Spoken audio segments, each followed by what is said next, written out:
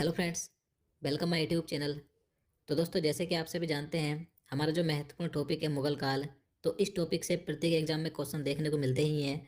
तो एक वीडियो मैं आपको पहले करवा चुका हूं, जिसमें मैंने आपको बाबर से संबंधित 25 महत्वपूर्ण प्रश्न करवाए हैं। आज का ये हमारा दूसरा वीडियो है, इसमें मैं आपको हुमायूं से संबंधित 25 महत्वपूर्ण प्रश्न करवाऊंगा। तो ये वीडियो भी आपके लिए हेल्पफुल होने वाला है। और इसी प्रकार से अगर आप कंटिन्यू आगे वीडियो चाहते हैं तो प्लीज़ चैनल को सब्सक्राइब कर लें, साथ ही बेल आइकन को ऑल पर प्रेस कर लें, जिससे कि आपको आने वाली वीडियो का नोटिफिकेशन मिल सके। तो चलिए आज का वीडियो शुरू करते हैं। तो यहाँ पर आज का पहला क्वेश्चन है, हुमायूं किसका उत्तराधिकारी था। तो देखिए, सबसे पहले बता दूं, अगर आप किसी भी क्वेश्चन के बारे में जानते हैं, किसी क्वेश्चन का आंसर जानते हैं, तो आप नीचे कमेंट बॉक्स में ज़रूर बताएं, जिससे कि आप अपना रिवीजन भी कर सकें। तो हुमायूं किसका उत्तराधिकारी था, इसका आंसर क्या हो जाएगा? ऑप्शन ए हो जाएगा, बाबर का। देखिए, बाबर के 4 पुत्र थे, हुमायूं, कामरान, अस्करी और हिंदाल। हुमायूं इनमें सबसे बड़ा था, तो हुमायूं बाबर का उत्तराधिकारी बना था, याद रखना है। चलिए नेक्स्ट क्वेश्चन है, हुमायूं का जन्म कब हुआ था। तो देखिए, हुमायूं का जन्म कब हुआ था, तो इसका आंसर क्या हो जाएगा? ऑप्शन डी हो जाएगा, 1508 में। 6 मार्च 1508 को काबुल में हुमायूं का जन्म हुआ था। अगला क्वेश्चन है, हुमायूं की मृत्यु कब हुई थी। तो देखिए, हुमायूं की मृत्यु हुई थी 1556 ईस्वी में, तो इसका आंसर ऑप्शन बी हो जाएगा। 27 जनवरी 1556 को दिल्ली में हुमायूं की मृत्यु हुई थी। और जन्म कब हुआ था? तो 6 मार्च 1508 को जन्म हुआ था और मृत्यु हुई थी 27 जनवरी 1556 को, याद रखना है। चलिए नेक्स्ट क्वेश्चन है, क्वेश्चन नंबर 4 है, हुमायूं का पूरा नाम क्या था।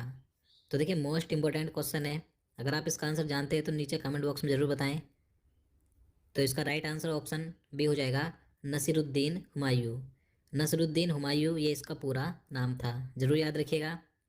अगला क्वेश्चन है, हुमायूं सिंहासन पर कब बैठा था। तो इसका राइट आंसर ऑप्शन ए हो जाएगा, 29 दिसंबर 1530 ईस्वी को। मैं आपको इसके बारे में बता दूं, देखिए, बाबर की मृत्यु के पश्चात हुमायूं ने 29 दिसंबर 1530 में भारत की राजगद्दी संभाली थी। और उसके सौतेले भाई कामरान मिर्जा ने काबुल और लाहौर पर शासन ले लिया था। तो हुमायूं सिंहासन पर बैठा था 29 दिसंबर 1530 ईस्वी में, याद रखना है। नेक्स्ट क्वेश्चन है, कितने साल की उम्र में हुमायूं राजगद्दी पर बैठा था। अब देखिए, ये क्वेश्चन भी पूछ लिया जाता है कि वह कितने वर्ष का था जब उसने राजगद्दी संभाली थी। तो वह 22 वर्ष का था, तो इसका आंसर ऑप्शन सी हो जाएगा, 22 साल की उम्र में हुमायूं ने राजगद्दी संभाली थी।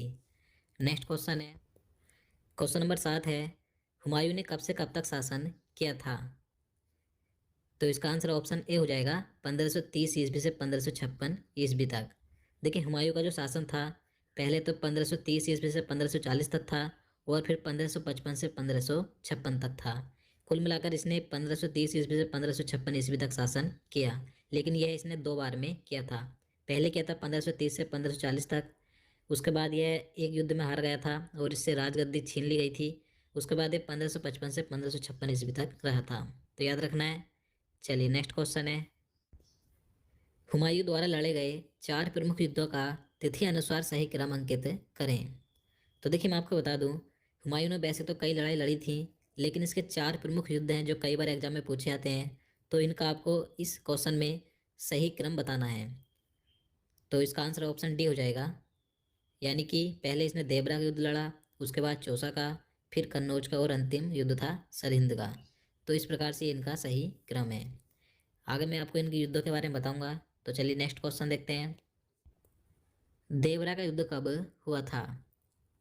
तो इसका सही आंसर ऑप्शन डी हो जाएगा, 1532 ईस्वी में। 1532 ईस्वी में देवरा का युद्ध हुआ था। अब देखिए, इसके बारे में बता दूं, 1532 में हुमायूं ने शेर खान पर हमला कर दिया था, जिसमें कि अफगानों की ओर से नेतृत्व किया था महमूद लोदी ने। यानी कि शेर खान की ओर से, जो कि अफगान था, इसकी ओर से नेतृत्व किसने किया था, तो महमूद लोदी ने किया था, जिसमें हुमायूं ने महमूद लोदी को हरा दिया था, तो याद रखना है। चलिए नेक्स्ट क्वेश्चन है, क्वेश्चन नंबर 10 है, चौसा का युद्ध कब हुआ था। तो देखिए, महत्वपूर्ण क्वेश्चन है, कई बार एग्जाम में इस युद्ध के बारे में पूछा जाता है। तो इसका आंसर ऑप्शन सी हो जाएगा, 26 जून 1539 ईस्वी को। 26 जून 1539 को चौसा का युद्ध हुआ था, डेट याद रखनी है। अब देखिए, इसके बारे में बता दूं, 26 जून 1539 को आधुनिक बिहार राज्य के बक्सर जिले में स्थित चौसा गांव के पास यह युद्ध लड़ा गया था। इस युद्ध में शेरशाह सूरी की विजय हुई थी, यानी कि जो शेर खान था उसे शेरशाह सूरी कहा जाता है। तो इस युद्ध में शेरशाह सूरी ने हुमायूं को हरा दिया था और हुमायूं इस युद्ध में अपनी जान बचाने के लिए रणभूमि से भाग गया था। तो आपको सभी पॉइंट याद रखने हैं, सभी महत्वपूर्ण हैं। चलिए नेक्स्ट क्वेश्चन है, चौसा का युद्ध किसके बीच हुआ था? तो मैं आपको पहले ही बता चुका हूँ। तो इसका आंसर क्या हो जाएगा? ऑप्शन ए हो जाएगा, हुमायूं एवं शेर खान। हुमायूं एवं शेर खान, जिसे कि शेरशाह सूरी कहा जाता है, तो इन दोनों के बीच यह युद्ध हुआ था। अब देखिए बता दूं, यह युद्ध हुमायूं अपनी कुछ गलतियों के कारण हार गया था। और देखिए चौसा के युद्ध के बाद जो शेर खान था, इसने अपने को शेर शाह की उपाधि से सुसज्जित किया था। यानी कि इस युद्ध के बाद शेर खान का नाम शेरशाह सूरी पड़ गया था, याद रखना है। चलिए नेक्स्ट क्वेश्चन है, क्वेश्चन नंबर 12 है, बिलग्राम या कन्नौज का युद्ध कब लड़ा गया था? तो इसका आंसर ऑप्शन बी हो जाएगा 17 मई 1540 ईस्वी को।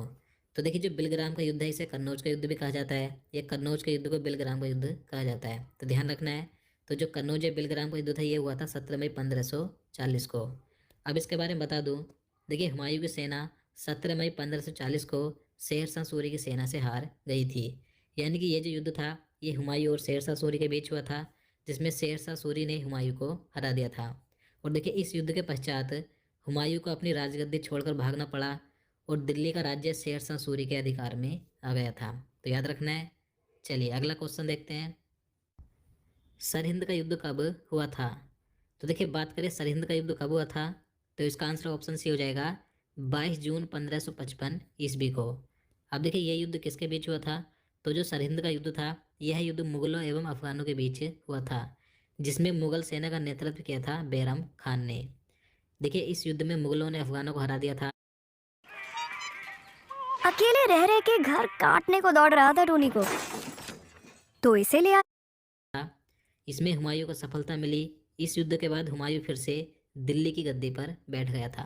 तो मैं आपको बता दूं कि जो 1540 में कन्नौज बिलग्राम का युद्ध हुआ था, जिसमें हुमायूं हार गया था और उसे दिल्ली की गद्दी छोड़नी पड़ी थी। उसके बाद 1555 ईस्वी में जो सरहिंद का युद्ध हुआ था, इसमें हुमायूं जीत गया था और वह दोबारा से दिल्ली की गद्दी पर बैठ गया था, तो याद रखना है।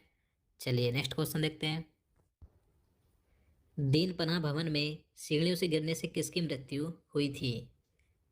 तो इसका आंसर ऑप्शन डी हो जाएगा, हुमायूं की। तो देखिए आप सभी जानते हैं क्वेश्चन कई बार पूछा भी जाता है। तो 27 जनवरी 1556 ईस्वी को दीन पनाह नगर में जो पुस्तकालय था, जिसे कि शेरमंडल कहा जाता है इस पुस्तकालय को, तो इसकी सीढ़ियों से गिरकर हुमायूं की मृत्यु हो गई थी, तो याद रखना है। चलिए नेक्स्ट क्वेश्चन है, क्वेश्चन नंबर 15 है, हुमायूं का मकबरा कहाँ पर है? तो देखिए जो हुमायूं की कब्र है, यानी कि इसका जो मकबरा है कहाँ पर है, तो इसका आंसर क्या हो जाएगा? ऑप्शन सी हो जाएगा, दिल्ली में। हुमायूं का मकबरा दिल्ली में है। अब देखिए मैं आपको बता दूं, जो प्रसिद्ध मकबरे हैं जिनके बारे में कई बार एग्जाम में क्वेश्चन पूछे जाते हैं, अगर आप मकबरों का एक अलग से वीडियो चाहते हैं तो आप नीचे कमेंट बॉक्स में बता सकते हैं, मैं आपको इसके लिए एक अलग से वीडियो बना दूंगा। और दोस्तों अगर आपको वीडियो पसंद आ रहा है तो प्लीज़ वीडियो को लाइक और करें और अपने स्टडी ग्रुप में भी शेयर करें। चलिए अगला क्वेश्चन देखते हैं, हुमायूं का मकबरा किसने बनवाया था? अब देखिए इससे पहले हमने बात करी कि हुमायूं का मकबरा कहाँ पर है, तो दिल्ली में है। अब यहाँ से ये क्वेश्चन भी पूछ लिया जाता है कि हुमायूं का मकबरा किसने बनवाया था, तो इसका आंसर ऑप्शन सी हो जाएगा, हाजी बेगम ने। देखिए हुमायूं के मकबरे का निर्माण उसकी पत्नी हाजी बेगम ने दिल्ली में कराया था। देखिए इसी के मकबरे को एक वफादार बीवी की महबूबाना पेशकश भी कहा जाता है, तो याद रखना है। अगला क्वेश्चन है, हुमायूं नामा की रचना किसने की थी? तो देखिए मोस्ट इंपॉर्टेंट क्वेश्चन है, तो इसका आंसर ऑप्शन बी हो जाएगा, गुलबदन बेगम ने। देखिए हुमायूं की जीवनी का क्या नाम है? हुमायूं नामा है। तो हुमायूं नामा की रचना उसकी बहन गुलबदन बेगम ने की थी, तो जरूर याद रखना है। चलिए नेक्स्ट क्वेश्चन देखते हैं, दिल्ली के नज़दीक हुमायूं ने किस नगर की स्थापना की थी? तो इसका राइट आंसर ऑप्शन ए हो जाएगा, दीन पनाह नगर की। तो देखिए दिल्ली के नज़दीक हुमायूं ने दीन पनाह नगर की स्थापना की थी, याद रखना है। चलिए नेक्स्ट क्वेश्चन है, किस युद्ध में हारने के बाद हुमायूं को भारत से बाहर शरण लेनी पड़ी थी? तो इसका आंसर ऑप्शन सी हो जाएगा, कन्नौज का युद्ध, यानी कि बिलग्राम का युद्ध। तो देखिए जो कन्नौज या बिलग्राम का युद्ध हुआ था, जो कि 17 मई 1540 को हुआ था, जिसमें शेरशाह सूरी ने हुमायूं को हरा दिया था और इस युद्ध में हारने के बाद हुमायूं भारत से बाहर चला गया था, उसने भारत से बाहर शरण ली थी। अब इसके बारे में बता दूं, इस युद्ध में हुमायूं हार गया था और निर्वासित हो गया था, यानी कि भारत से बाहर चला गया था। कन्नौज से हारने के बाद वह आगरा, दिल्ली और सिंध में समय व्यतीत करते हुए बैरम खान की सलाह पर ईरान के शाह तहमास्प के दरबार में पहुंचा था और यहाँ पर उसने शिया धर्म भी स्वीकार कर लिया था। तो याद रखना है। चलिए नेक्स्ट क्वेश्चन देखते हैं। किसकी मदद से हुमायूं ने दोबारा सत्ता हासिल की थी? तो इसका आंसर ऑप्शन ए हो जाएगा ईरान के शाह और बैरम खान की मदद से। तो देखिए, मैं आपको पहले ही बता चुका हूँ कि 1540 में कन्नौज के युद्ध में शेरशाह सूरी ने हुमायूं को बुरी तरह से हरा दिया था और हुमायूं के हाथों से सत्ता छिन गई थी, जिससे हुमायूं भारत से बाहर चला गया था। उसके बाद उसने ईरान के शाह और बैरम खान से मदद ली थी। इन दोनों ने हुमायूं की मदद की थी। उसके बाद सरहिंद का युद्ध हुआ था 1555 में और 1555 में हुमायूं जीत गया था और दोबारा से दिल्ली की गद्दी पर बैठा था। तो याद रखना है। चलिए नेक्स्ट क्वेश्चन देखते हैं।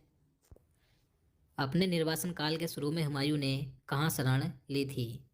तो देखिए, बता दूं, जब 1540 में हुमायूं के हाथों से सत्ता छिन गई थी तो उसने अपने निर्वासन काल के शुरू में राणा बीरसाल के यहाँ शरण ली थी। तो इसका आंसर ऑप्शन ए हो जाएगा।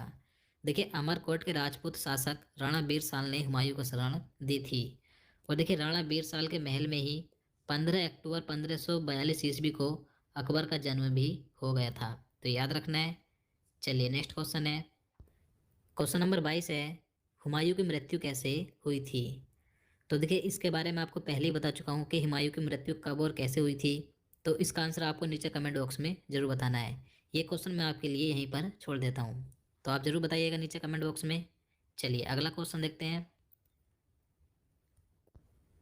दिल्ली की गद्दी पर बैठने से पहले हुमायूं कहाँ का सूबेदार था? तो इसका आंसर ऑप्शन ए हो जाएगा बदख्शां का। तो देखिए, बता दूं, हुमायूं को 12 वर्ष की अवस्था में बदख्शां का सूबेदार बनाकर पहला महत्वपूर्ण पद दिया गया था। तो याद रखना है कि दिल्ली की गद्दी पर बैठने से पहले हुमायूं कहाँ का सूबेदार था? तो बदख्शां का सूबेदार था। चलिए नेक्स्ट क्वेश्चन है। कौन सा मुगल शासक सप्ताह के 7 दिन अलग अलग रंग के कपड़े पहनता था? तो इसका आंसर ऑप्शन बी हो जाएगा हुमायूं। देखिए, हुमायूं ऐसा शासक था जो कि ज्योतिष में विश्वास करता था और वह सप्ताह के 7 दिन अलग अलग रंग के कपड़े पहनता था। तो याद रखना है।